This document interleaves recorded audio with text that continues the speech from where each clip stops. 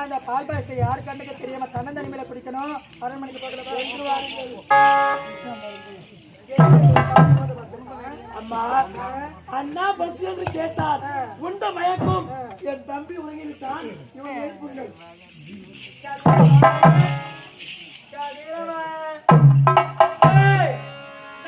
மகனே, நான் பெற்ற செல்வமே, நான் பெற்ற ராஜாவே, எழுந்துடா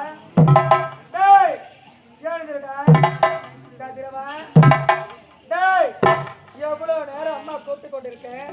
என்னுடைய வார்த்தைக்கு மறு வார்த்தை இல்லாம இப்படி படுத்து உறங்கி கொண்டிருக்கானே. கதிரவா கதிரவா கதிரவா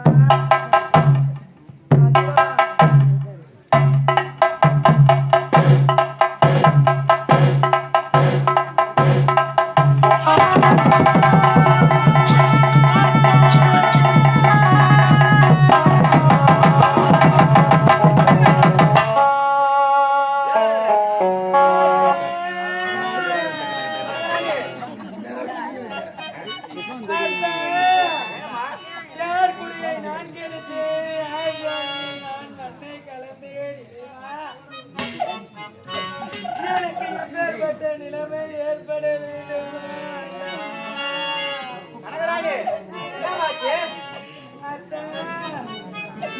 என்னுடைய மகனை உயிரோடு இருக்கிறதா இந்த நாட்டை என்னுடைய அக்காவும் என்னுடைய அக்கா பெற்ற மகனும் இவங்க இருவருமாக சேர்ந்து பாலில் விஷம் வச்சு என்னது பாலில் விஷம் வைத்து கொண்டு விட்டார்களா?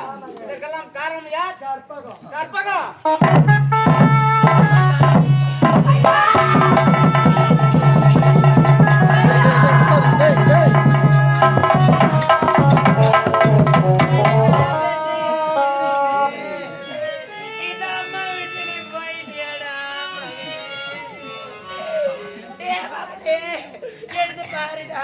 அம்மா தூக்காதல கேட்கலையடா.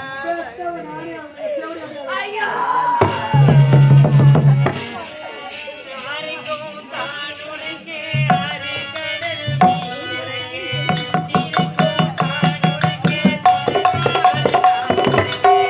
நான் உறங்க வழியில்லை ராசா, இங்கு நாரியத்து கிடக்கின்ற ரோசா.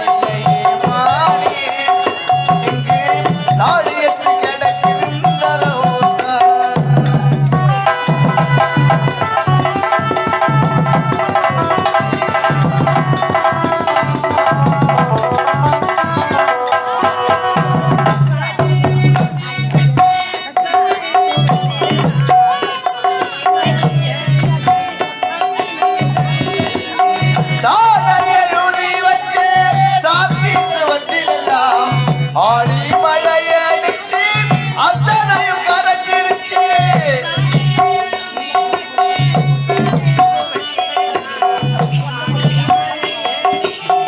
அத்தனையும் கரைஞ்சிடுச்சு. ஆட்ட வச்ச எத்தன் மனம்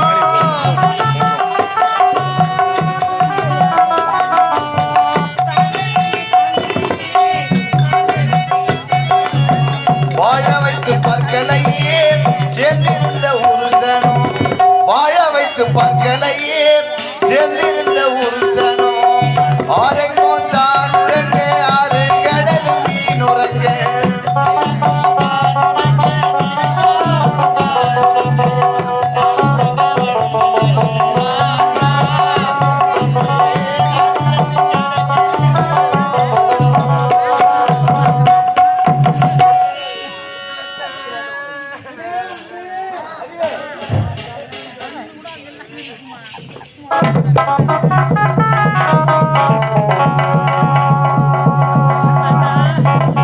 முடியமாக எப்படி அத்தான் இருந்தான்?